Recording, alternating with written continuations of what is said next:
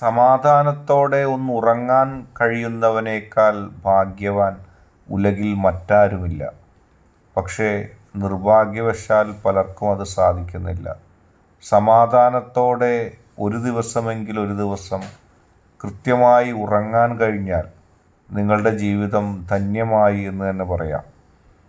കാരണം ഒരു ദിവസത്തെ, ഒരു നിമിഷത്തെ സമാധാനക്കേട് പോലും നമ്മളെ ജീവിതത്തിൽ അടിമുടി വലിയ തരത്തിലുള്ളൊരു പ്രതിസന്ധിയിലേക്ക് തള്ളിവിട്ടേക്കാം.